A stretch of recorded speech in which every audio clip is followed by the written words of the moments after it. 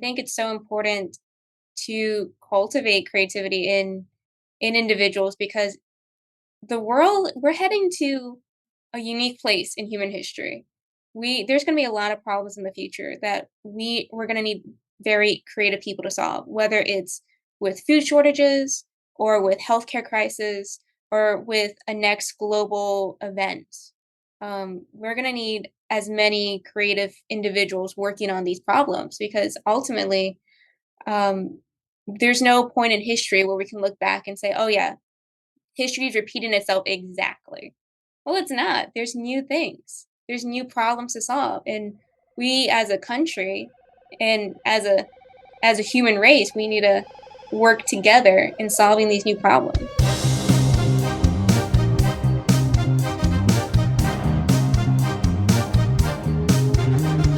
Welcome back to the Out of the Box podcast, where Steele and I, Jose, your host, get to talk about outside of the box ideas. Today, we have a special guest here with us, and we're going to be talking about creativity. She's a really great person, a really great friend, and right now she's currently studying in a educational psychology program, specifically trying to learn more about how creativity plays a role in our educational system. So, B, thank you for being here with us. If you'd like to share a little bit more with our audience, we would definitely appreciate that. Yeah, thank you so much for having me. It's been a I'm excited to be here. So right now it's a really interesting time in creativity research Mm, because there is starting to be this dovetail between education and creativity. mm, Um, there is in education, a bunch of business leaders got together and they tried to come up with skills that kids needed to master, that they thought the future workforce needed in order to be successful. And they called these 21st century skills. Now, of all the skills that they came up with, one skill in particular has generated a lot of interest, which is creativity. Business mm, leaders believe that they need a very creative workforce. And as a consequence of that, educators are now being asked to teach for creativity. But an issue that we keep seeing is that although teachers are constantly asked, hey, we need you to teach creativity, we need you to cultivate creativity in their students, and educators want to, that's what the research says, is that educators want to be creative, want to instill creativity in their students. Um, they don't have classes in creativity research. So what mm, happens a lot is that teachers are going in with some misconceptions about creativity. Um, and one of those misconceptions is that creativity is only for geniuses. If you're not Einstein, if you're not Picasso, you're not creative. And that's a bias that we call big C creativity. It means that unless you're doing these massive, earth shattering endeavors of creativeness, then you can't be creative. But that's been, um, I wouldn't necessarily say debunked, but we've definitely shifted away from that mindset a long time ago in creativity research. In 2009, in fact, Kaufman and Bagetto came up with this theory of creativity. They called it the four C's creativity theory. And it was that creativity is really a spectrum, that you have big C, like eminent creativity at one end. And then below that, you have what's considered pro C. And then after that, or before that, is everyday creativity. And then before that is mini C creativity. And so if we looked at eminent creativity, that is what we would consider Einstein, Picasso. Whenever you do these massive, historically important creative endeavors, like that would be this eminence of creativeness. But before that, you have pro C creativity, which is something most adults can attain to. So that is more so um, being a musician and coming up with new songs, new lyrics, coming up with new chord progressions. That could be being an advertisement, coming up with a new way of branding Coca-Cola or trying to sell the Mac. These pro C creative endeavors, these are high level uh, endeavors of creativeness, but they may not necessarily be of historic importance, but they're still important for your profession. And then we have everyday creativity, and that's something that most people will obtain at least sometime throughout their life. And that is more so encompassing creative problem solving in day-to-day life. So let's say you come home and you say, "Man, I really want to make mushroom chicken." So you go and you find, "Oh no, I don't have any mushrooms." So then you have to become creative. You have to problem solve. What can I figure out to substitute for mushrooms? So you might do a little research. You might find, oh, these might be some good substitutes. But really, what you end up doing is you're coming up with your own recipe. You're being creative in a very little way. So it's like little C creativity.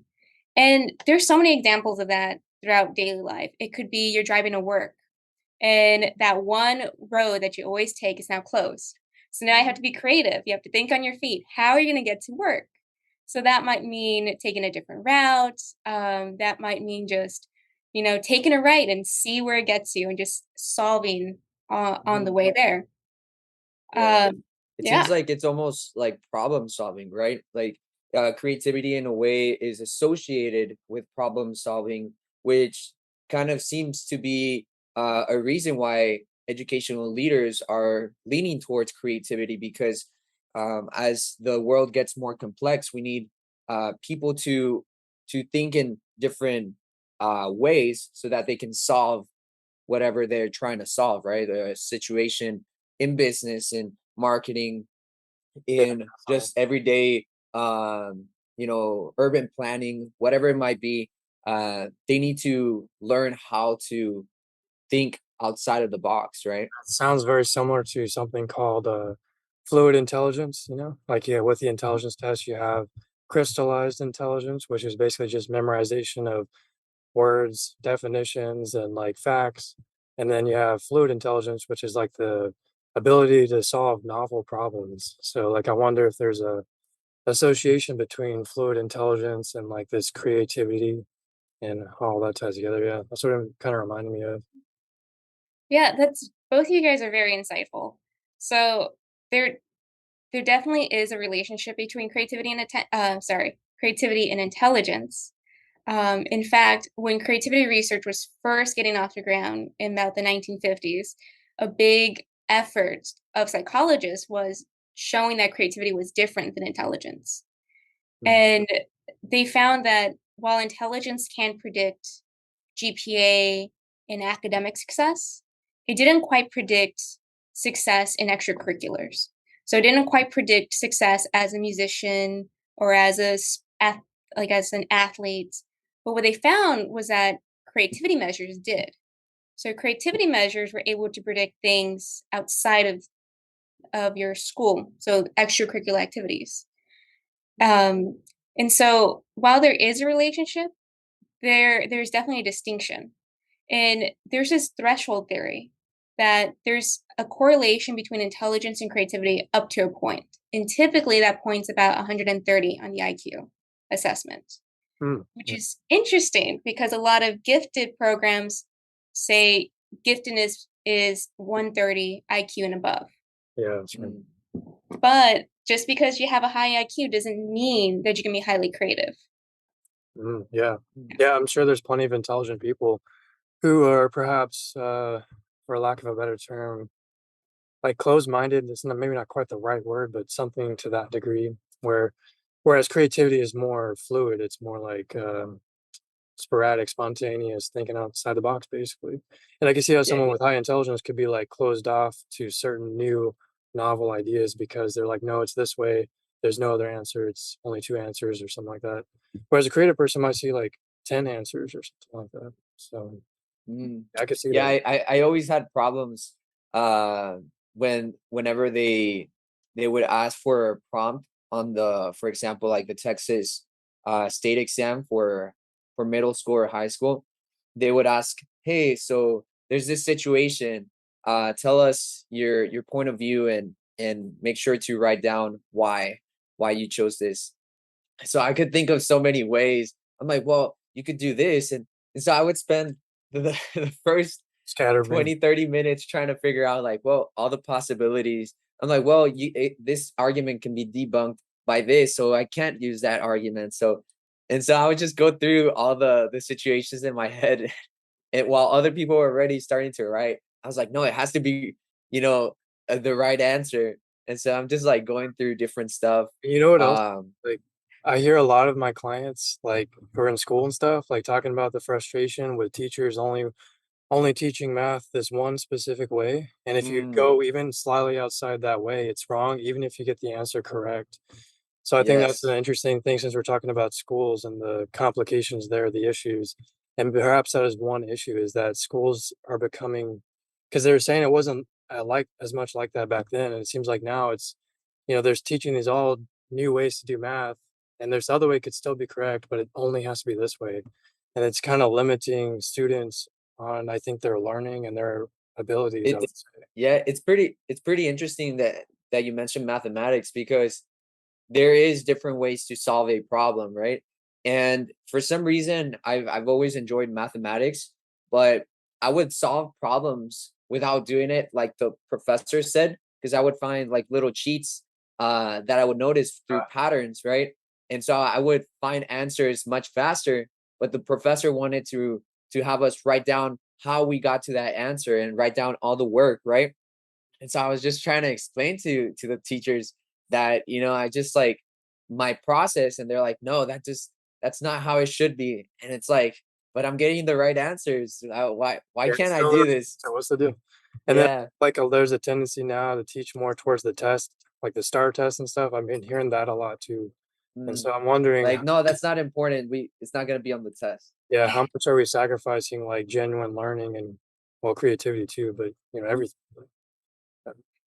Yeah, no, I mean, it's interesting that you're mentioning mathematics and creativity because that's a whole field of study is mathematical creativity. And Uh, it's that whole idea that yes, there is one correct answer, but there's a million ways to get to that correct answer. And we need to be encouraging students to think of all the different ways to have not just be what we call convergent, where it's saying that there's just one answer, but also have be divergent and saying there's a bunch of different answers to this one solution. So we really, I mean, that is an aspect of teaching for creativity is that creativity belongs in all the curriculum, like all courses, is not just in the arts.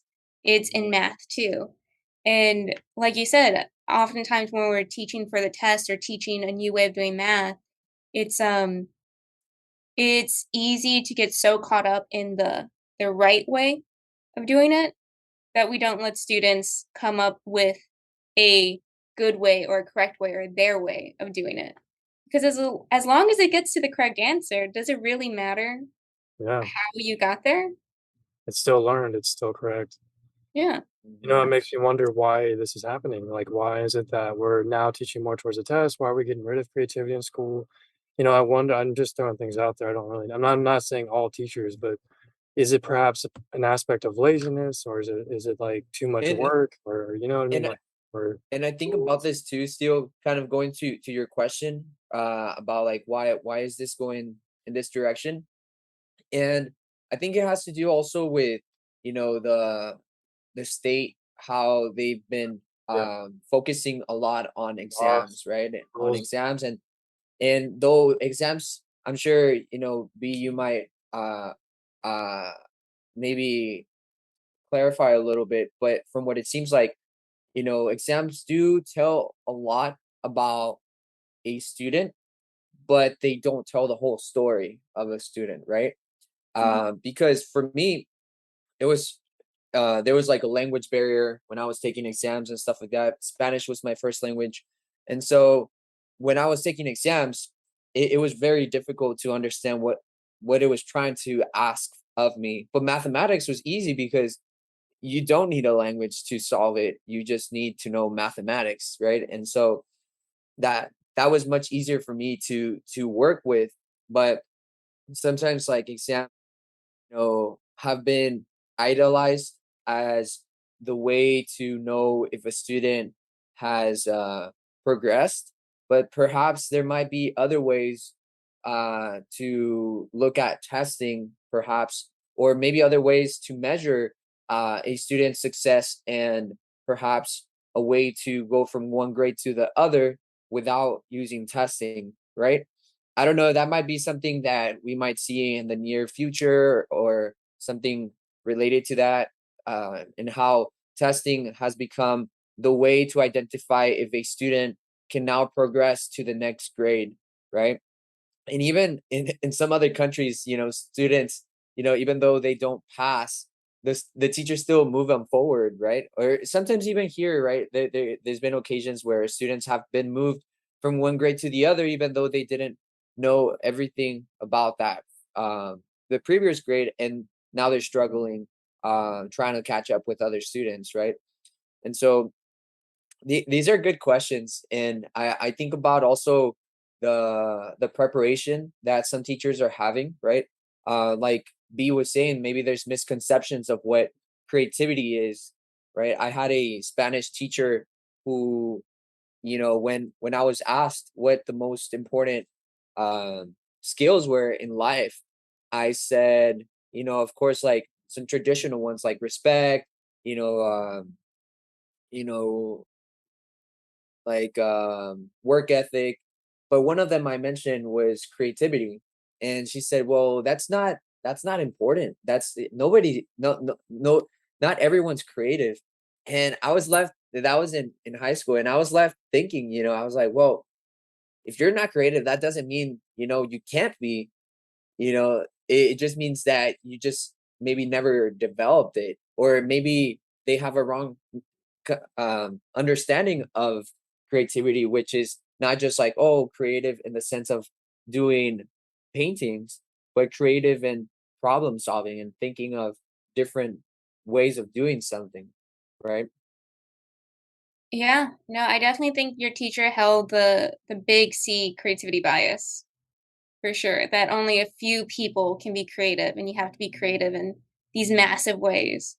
And that if you're not creative in these massive ways, then obviously you're not creative, which I mean, it's just not true. And I think you can be creative in math class, whether it's coming up with multiple ways to the same solution, or creative at home when you're trying to figure out how to fix, the oven because it broke. And so there's a lot of ways to be creative. And like you mentioned earlier, Jose, I think it's so important to cultivate creativity in individuals because we're heading to a unique place in human history.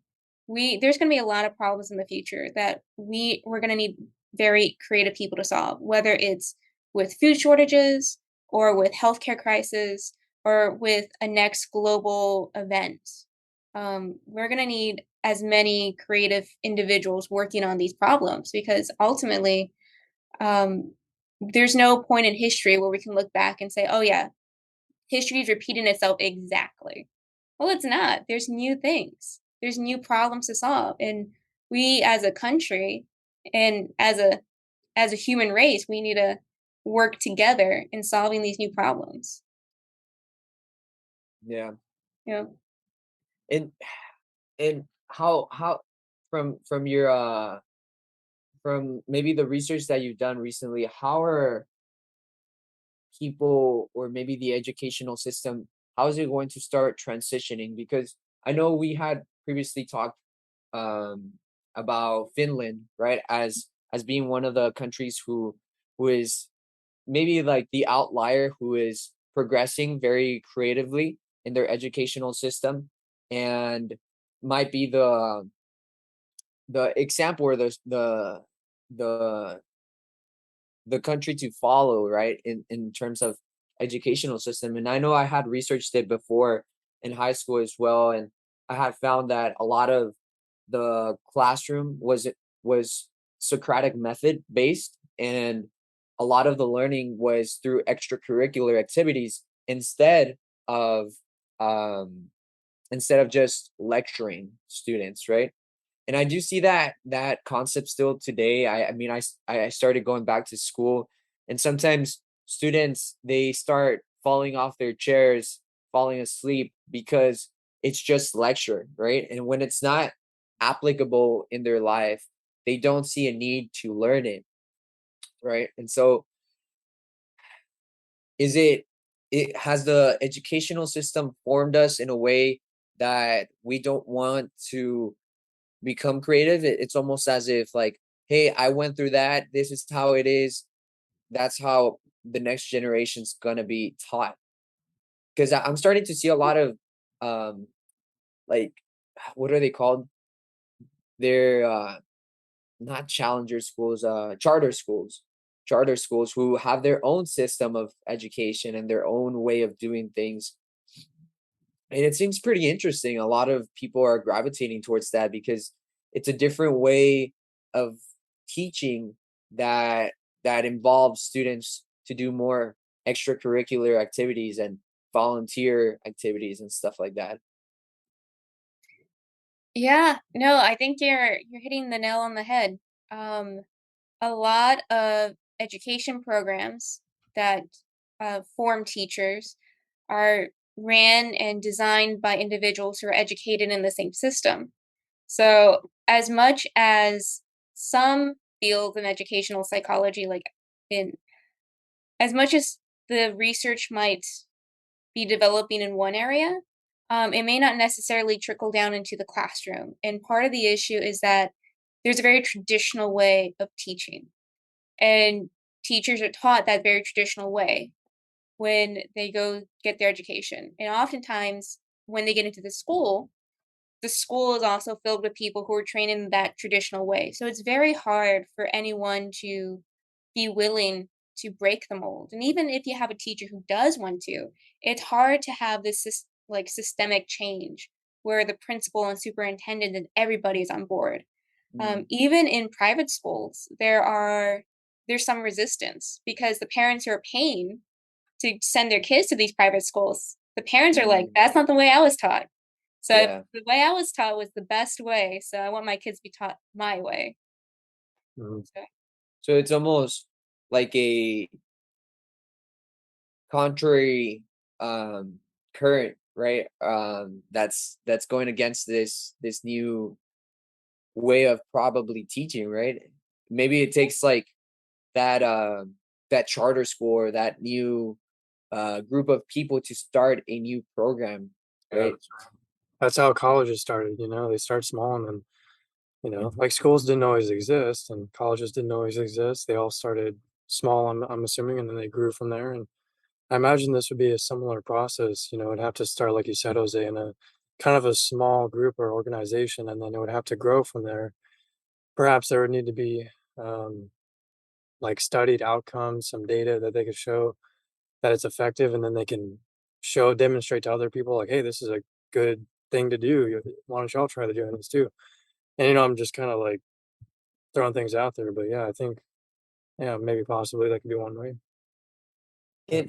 And let me ask you, B, because I know a lot of the educational system started through religious organizations like the Catholic Church. And so how and now public schools have become more secularized.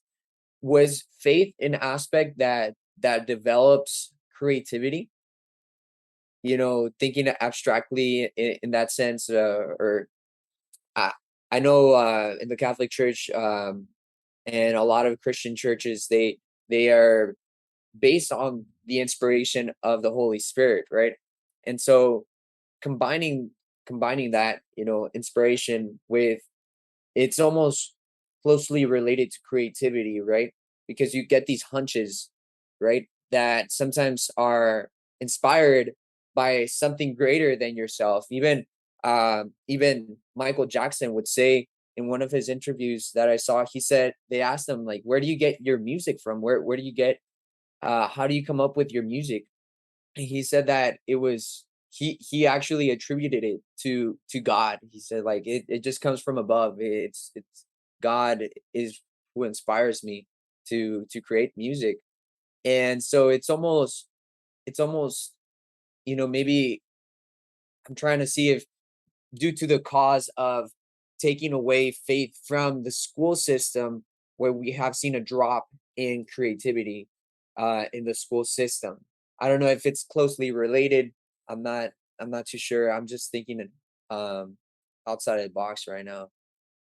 No, I mean, I think that's a good thought. It's interesting that you're talking about that because an emerging area of research is the overlap between religiosity and creativity.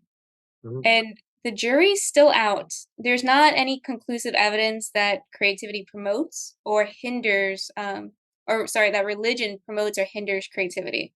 There's some researchers who think that since religion is so much about conforming to a single set of beliefs, that hinders creativity.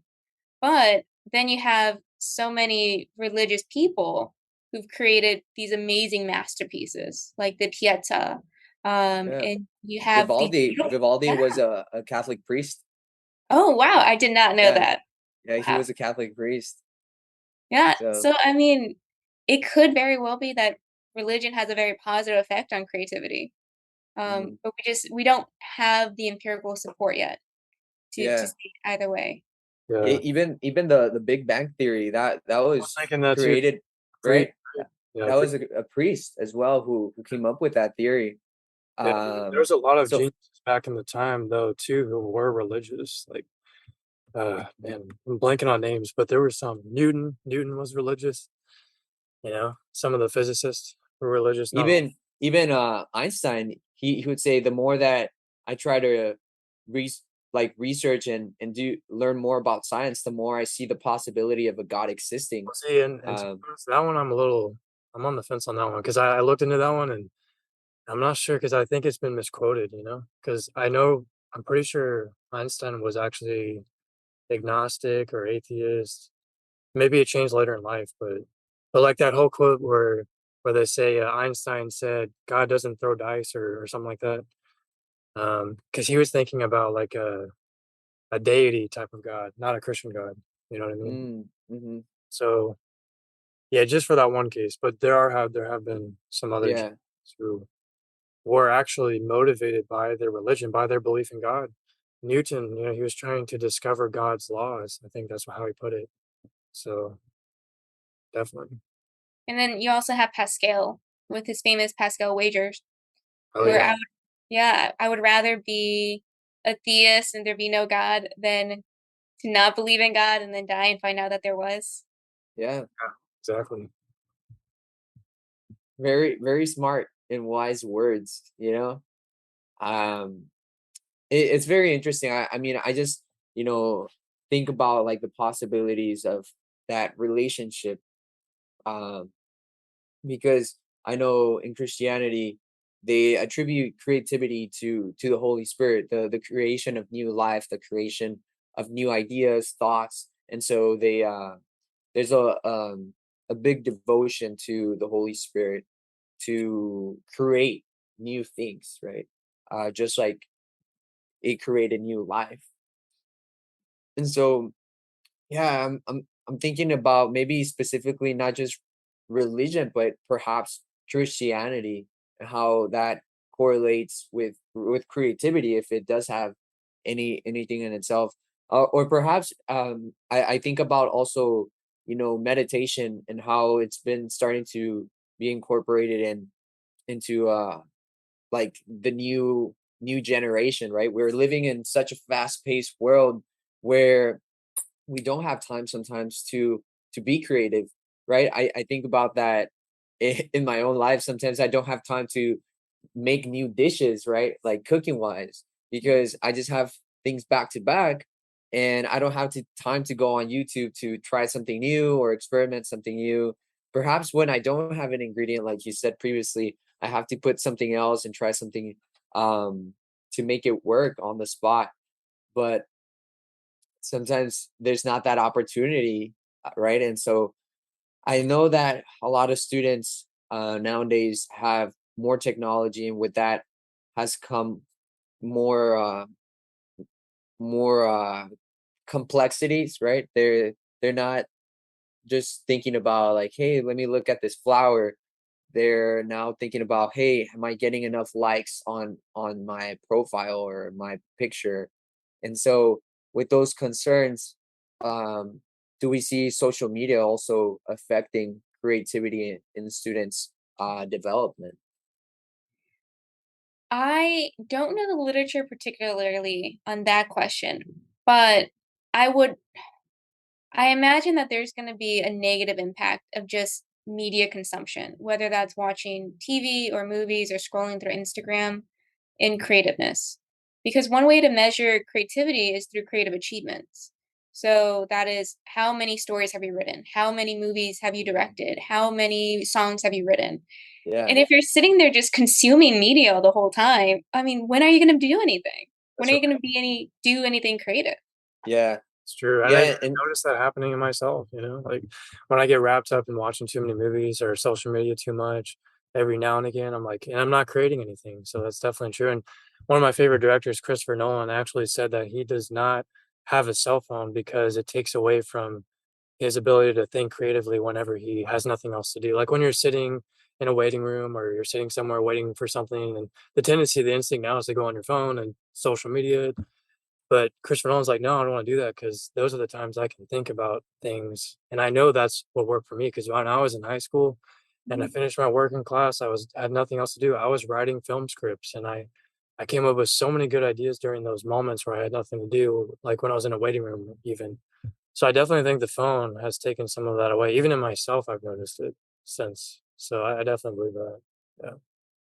mm, yeah, that's interesting because I mean the reason why we're creating new technology is in a way to inspire creativity, right? And some people, with the new TikTok age and all that, have started becoming content producers, but we're getting to a point where there's so much content that a lot of producers get discouraged because they cannot produce the same amount of content as other producers, so they become consumers instead of producers, right? Mm. And so is there a way to maybe to I'm sure maybe there is, but to see if a person's success or a person's creativity can be um measured by the amount of content they produce, right? Because I know there's this psychologist named Jordan Peterson, and he said during his time in PhD research that he had already created like 13 documentations or had scholarly papers or something like that. And when the usual is like uh one or two, right? Yeah. And so if he had already written 13 papers, right? Does that, correlate with a person's capacity to create in the world? And if a person can create things in the world, that means they can essentially in the future become uh, more impactful leaders. And so if we can promote people getting out of getting at the fear of rejection or out of the fear of like, hey, I don't know if people are gonna want to listen to this or read this or talk about this. When people get out of the way of that fear and start creating more, if that could propel people to essentially be better creators of a better future, you know? Uh, Yeah, no, there has been some research on the creative personality, and one of the aspects of quote unquote a creative person is that they're fearless. They're not afraid of rejection, that they're willing to strike out and make those bold moves. So Jose, I think you're spot on. I think if we can encourage kids not to be so scared of failing. That's really what it comes down to. You have to be willing to fail if you want to do mhm, anything creative. Because if you're doing something new, you don't know. You don't know if your recipe is going to work out. You don't know if your route to work is going to work out. You just don't know, but you have to take that risk. You have to be a risk taker. Or else mm, you're going to be stuck in traffic or stuck eating, the same dish over and over again because you're never going to try something new.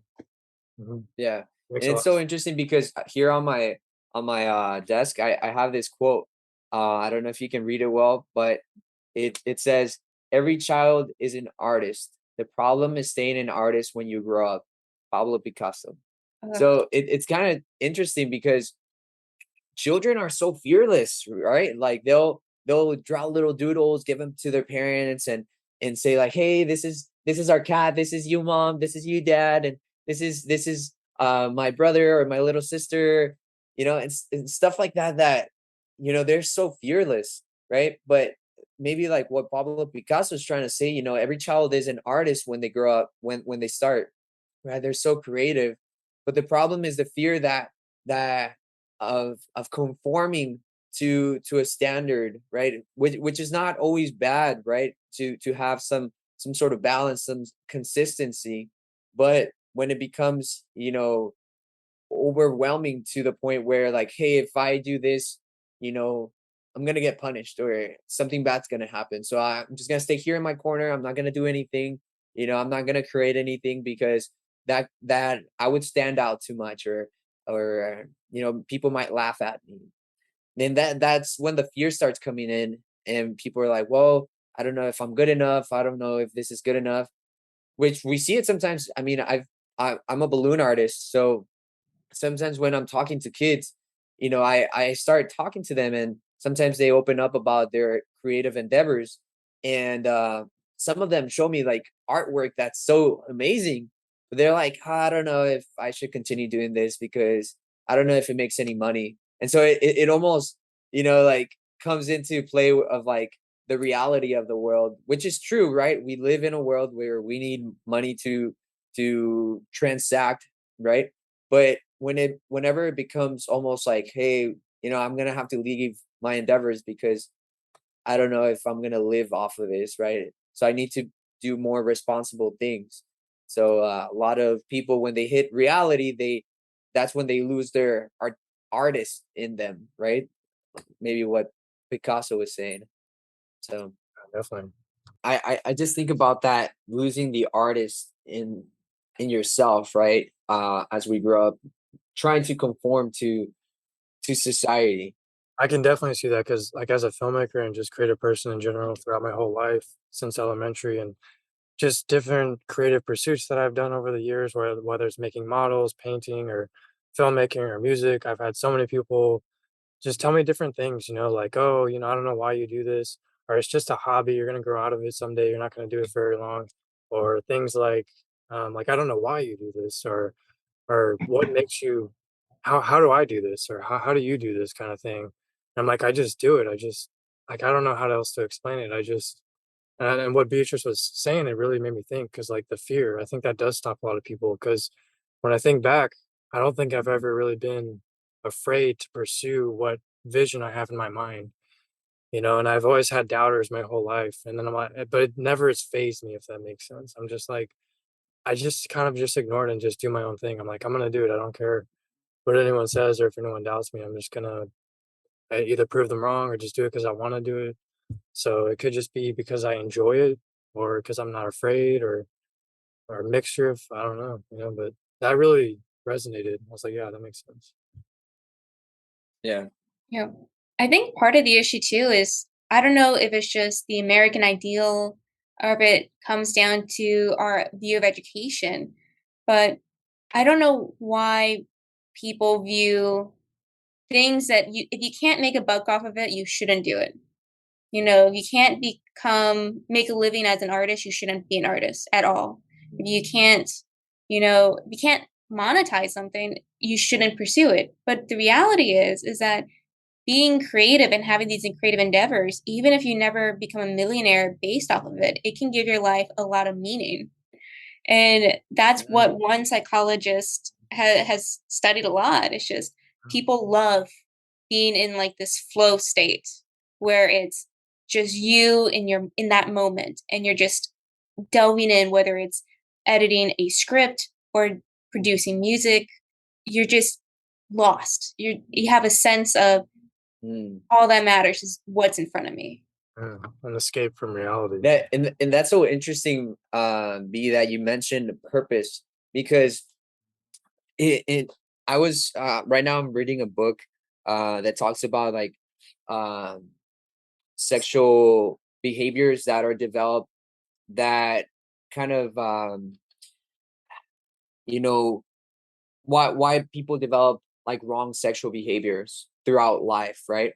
And what's so interesting about this is that, one of the chapters talks about purpose, that a lot of people lose purpose, right? They don't have a purpose in their life, so it everything becomes meaningless. So if somebody decides to do something wrong, it's like, well, what's the meaning of it? Like, it doesn't matter, right? And so I think we're seeing nowadays um a generation where a lot of people don't enjoy going to work, don't enjoy what they do for a living, which is causing a lot of meaninglessness, right?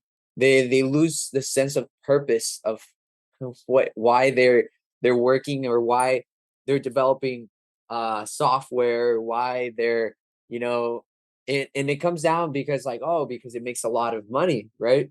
And yes, that, and that's one of the things I sometimes also kind of like go back and forth in my mind, because of course, as a person who lives in this world, we sometimes enjoy having stuff, right? But I also think about how sometimes creativities blossom sometimes in such simpleness, right? When people live in poverty and they're so creative, right? You see all these, even though graffiti, right, is not well received sometimes, sometimes you see these artistic masterpieces, right, that are created, and and but it comes down to the purpose, right? Like, because when you create, you create with a purpose, right? That purpose might be to let go of a feeling, or let go of a situation, or perhaps in the other perspective, uh, to showcase what the the gratitude, or the love, or the joy that somebody feels or notices in the world, right? And so I I I sometimes, there's this artist that I've been listening to. His name is Nahuel Panisi. He's an Argentinian musician. Mhm. He's blind.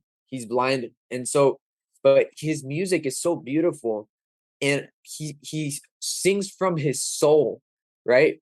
And sometimes I attribute it to his lack of actual vision. He has an internal vision that he lets people see. Even though he's blind, he has the eyes of his soul open, right? And he's showcasing all these beautiful lyrics, and it's almost transcendental. Um and so I just think about that, how purpose, right, sometimes is more important than the money, right? Because if we have purpose, then we have the necessary fuel to create, right? Because we do have a purpose, so we have a reason for creating, right? And maybe that might be another situation that's inhibiting people from creating, the lack of purpose, and the fear, right, Yeah. of being an outlier. Yeah, that's a good point. Being different, especially in middle school and high school, kids don't Mm. want to be different. They definitely want to be conforming to the norm. Whatever it takes to fit in and be accepted. Yeah. Oh yeah, for sure. Because I mean, nothing's worse than being ridiculed by your peers Oh, at definitely. that age, at least. You don't want to be bullied. Oh, yes. You want to fit in. You want to have friends. It's real. Yeah. No, it really doesn't feel good. I mean, and it can destroy you mentally, like self-esteem, and just self-worth, and even what you believe about yourself, because you base that off of other people. And so, yeah, especially in middle school age when you first start becoming aware of yourself. I mean, yeah. And that's why sometimes there's those like cliques, like the theater people, the choir people, the soccer people, right? They become their own cliques because that's where they can be their truest self, right? Not in the cafeteria, but perhaps in these like extracurricular activities, right? And perhaps that's what Finland has found, that kids, through being involved in more extracurricular activities, they're able to find purpose in life, right? And actually express themselves in their truest form. And so perhaps that might be something that they have figured out. I don't know that much literature or research in that, but maybe it just extracurriculars lead to a stronger sense of purpose, right? Because they try different things, and once they're adults, they know like, hey, this is actually what I really enjoy doing. And even though it's not the the most lucrative position, it makes a living, right? Yeah, no, and it's there's actually that phenomenon is well documented that you're touching upon. It's this interaction between it's essentially fit. So if you're, let's say you are a natural born artist, but you're stuck doing computer software engineering, Uh, you're not going to fit really well with your environment. So you're not going to enjoy going to work. You're not going to perform very well. Yeah, you might get the paycheck. You might not get fired, but like you're not going to have this meaning in your life. You're not going to love it. But if you're a natural born artist and you got a job, whether it's at an animation studio or in some other type of endeavor where you can be an artist, you're going to have a positive interaction with your environment. Your talent is going to benefit from your environment. So you're going to love it. You're going to go to work excited. You're going to do super well. You might start getting promoted, but it comes down to, do your natural talents fit with whatever employment status you got? mhm. And so I think extracurriculars could help you delve into that, because something that I've thought about a lot is just there's so much to learn. There's so much out there to know. Mm. In any education, like any school system is only going to teach you a sliver of the information out there.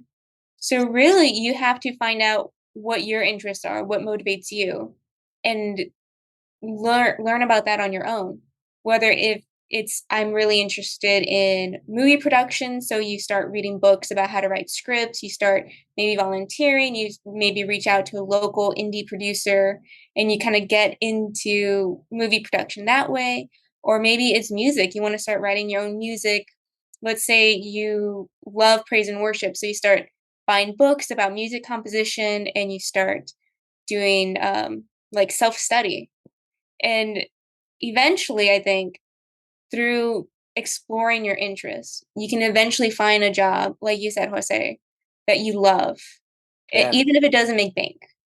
Yeah, and that's kind of where I'm at too right now with for example, like balloon art. You know, it was something I was curious about. Little did I know that it could make a living here in San Antonio due to the amount of events and parties that are going on. But if like, it's so cool that I get to do that for a living, right? And also being a musician at the same time for the archdiocese. So, I get to do both things and make a living off of it. And sometimes it's sad to talk to some people and hear them like, yeah, I'm doing this, but it's just like very stressful and I don't really enjoy it. And and I can't I feel for them, but sometimes I can't relate to that specifically because sometimes there's so much joy and like gratitude and to to to the world and to God that I have been granted this opportunity to make a living off of this, right? And it hasn't come easy, right? But it was self-taught, really. It was self-taught, both music and well, music I did study a little bit in college, but the balloon art was self-taught, and it's so cool that, you know, I can live off of that. So it's true. It's sometimes very fulfilling, and it gives you a lot of sense of purpose when you get to do something that you naturally feel compelled to do, right?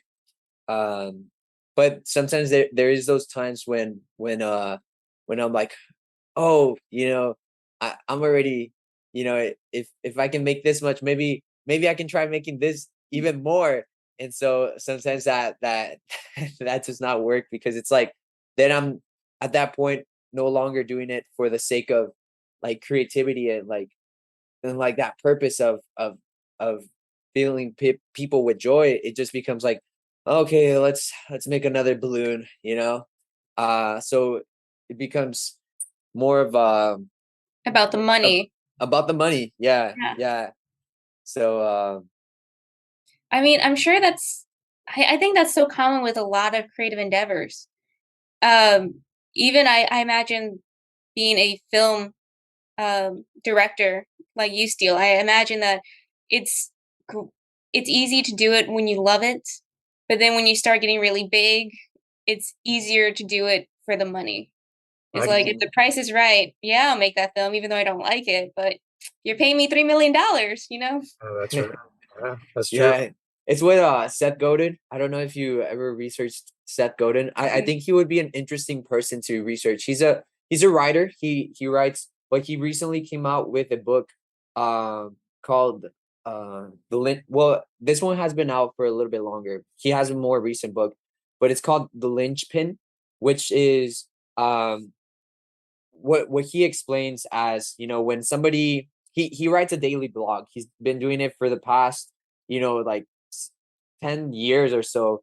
A daily blogging. He says some are good, some are bad, but he says he just does it to do it, right? He says that a lot of people like have writer's block because of the same reason, like, oh, is this going to be good enough? So he just writes to write, like Mhm. to let go of an idea, of a thought.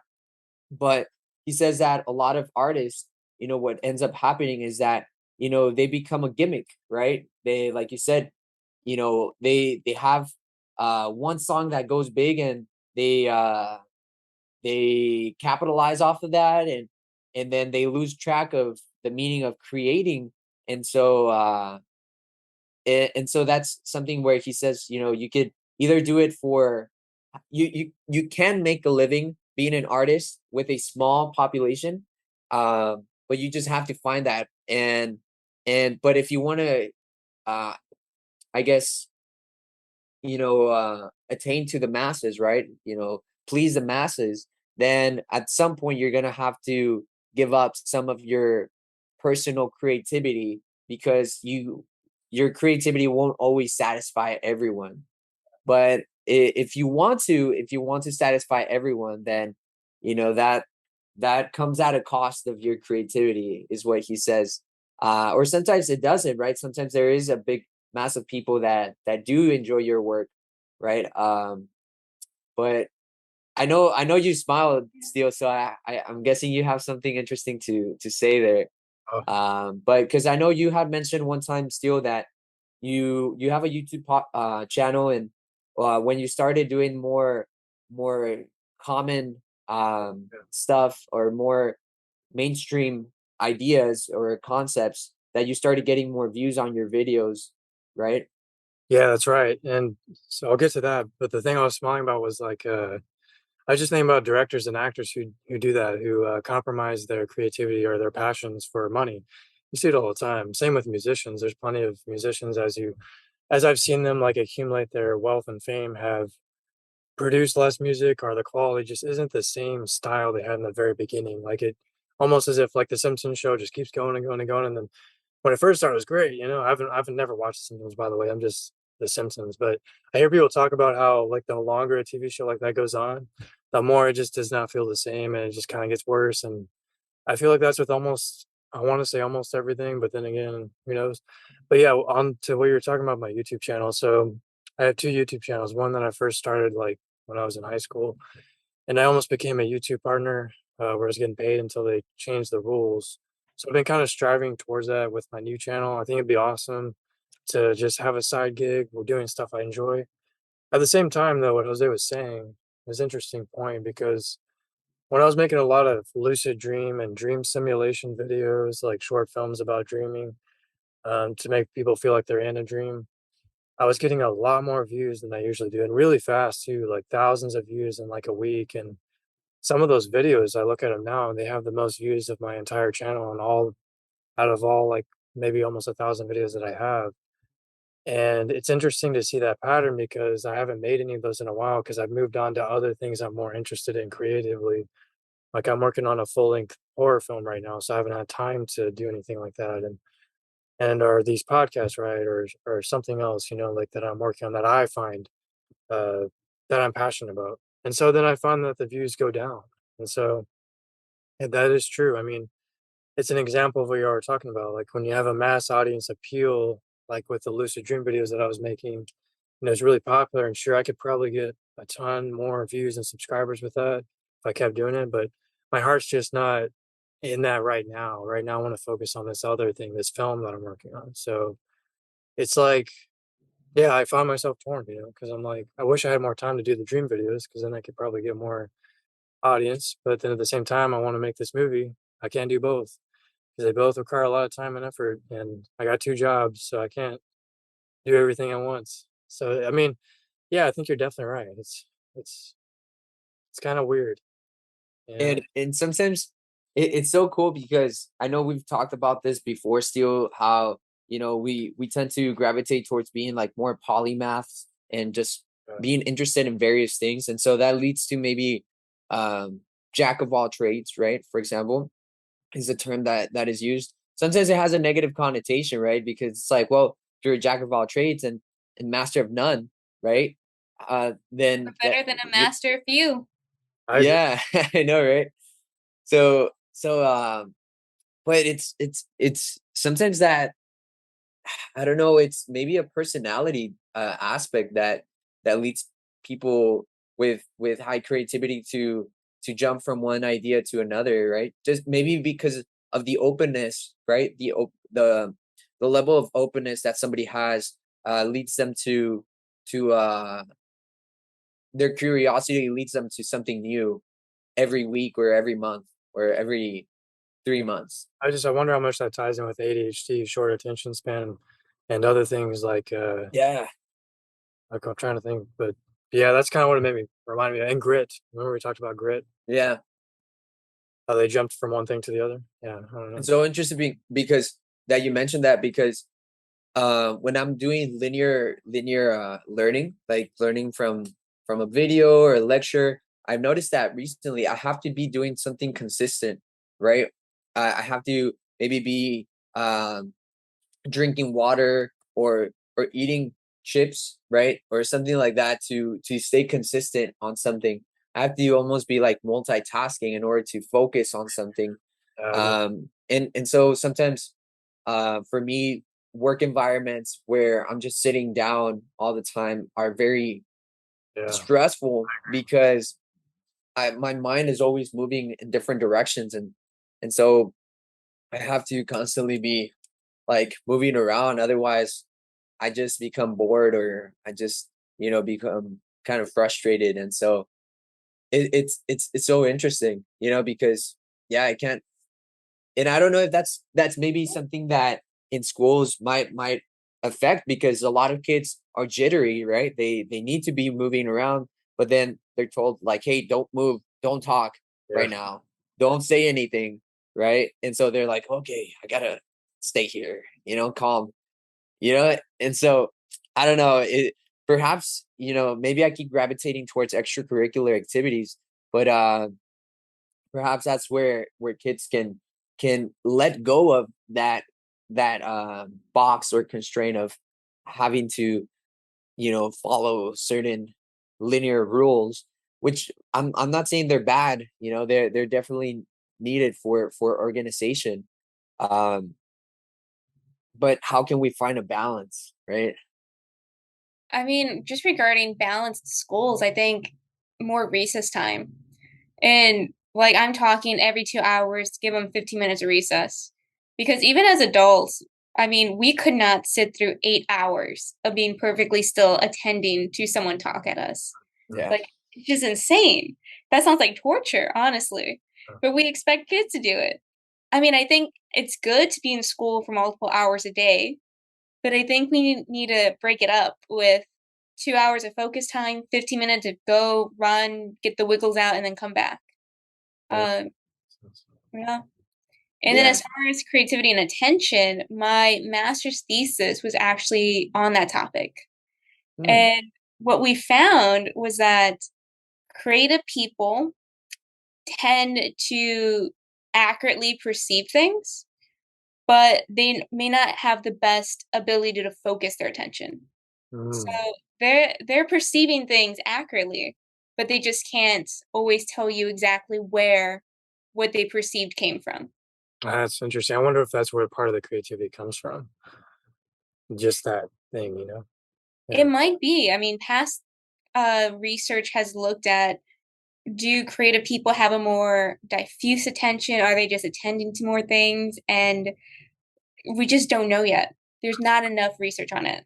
That But is it's looking that way. It's looking that creative people have a different type of attention. that could make sense because I know, well, I mean, intelligence is sometimes a separate thing, sometimes overlapping, but creativity and intelligence, there's an interesting pattern of like seeing correlations between two different things that other people would not see is a good way to summarize how they work and function. And so when you say that the attention, there's a correlation between like attention and different or trouble focusing on different things at once, right? Then yeah, it makes me wonder if that's perhaps why people with intelligence and creativity can put two things other people would not see together and see it together and they come up with a novel idea. And then that is what makes them creative or But intelligent. if you notice, like you have to drift off in order to actually be creative, right? Like a lot of people think like, well, hey, you need to be paying attention. But like Right. sometimes in order to be creative, you have to drift off and maybe you heard something from the teacher or something somebody said or something you saw. It's like, oh, and you start going into that into your head and think like, oh, imagine if I could say that in front of a group of people and maybe if I could say it with this music playing in the background, and then you start drifting off, right? And creating, right? But in order to create, you need to drift off sometimes, Yeah. which leads to not being in the present moment, right? Um, and so it's almost like because sometimes I have to do a lot of mindfulness activities to kind of be present because I'll be talking in a conversation like this, and maybe this is why I enjoy having conversations like this, because it gets me thinking like, oh, and then I something you say or something somebody says gets the ball rolling, and I start seeing it now in a different way, and it's almost like you were saying, be like, um, I just think about this right now, but then you're saying like, oh yeah, actually people have researched this. It's like, oh, that's awesome. And so it's almost seeing something in a different direction, but you have to kind of drift off a little bit, which leads to maybe divergent attention. I don't know what to call it, drifting I off. think unfocused attention is what they would call it. Well, okay. So what you just described would be considered a task unrelated thought, so a TUT, TUT. And it might be it's beneficial in insofar as like you're being creative, but if your goal is to focus on, let's say, your math exam, then your thought is unrelevant or unrelated to the task at hand. So that's shows that sometimes being creative is great, but sometimes it can come at the wrong time. Mhm, yeah. And I think sometimes students, like highly creative students, struggle with that a lot. That might be why sometimes they may not test well. Is because they just aren't uh able to really quiet their mind and focus on the task. That definitely makes sense. Yeah. I've seen, not just myself, but other people are creative, and that sounds like a pattern that I've kind of witnessed. And yeah, Yeah. I just I rather do a presentation for my final exam than do a test. being in here, yeah, yeah, Yeah. I mean, I think you learn way more if you have to teach something to someone else yeah, than yeah, because you really have to grasp it, and then you're repeating. That is an interesting We know point. from psychology that if you they can brainwash people by having them write things down, even if they don't believe them, and speak them, even if they don't believe them. If they speak and write them, they're more likely to believe them after they've spoken and written them. That's what they did in some of those brainwashing camps with soldiers. It was something I remember something I read in a book a long time ago. But yeah, definitely. I mean, if you present something, you're going to be more likely to believe it, but also ingrain it and understand it more fully. Definitely. Yeah. Oh, nice. Well, any final thoughts that you all have? It's been great being here. I've really enjoyed having our conversation. Yeah, thank you very much, B. We really appreciate you coming on the podcast and sharing your knowledge. I hope that we can stay uh in contact and hopefully maybe do one once you start doing a little bit more research on creativity. We like to know how that progresses. Yeah, no, I would love to come on and tell you everything that I find. Right now, I'm working on, interestingly, a teacher bias study. So, what biases about creativity do teachers have? Oh, that's Mm, Yeah, so nice. hopefully by December that should be wrapped up and I could possibly come back. Awesome. Yeah, that'll be great. That'll be great. All right, B. Well, it was great talking to you. Thank you everyone in the podcast for listening in today. We really appreciate your time, and also let us know what you thought was interesting about the podcast. If there was any interesting thoughts, or let us know down below in the comment section. And until next time, we will talk to you soon. Take care.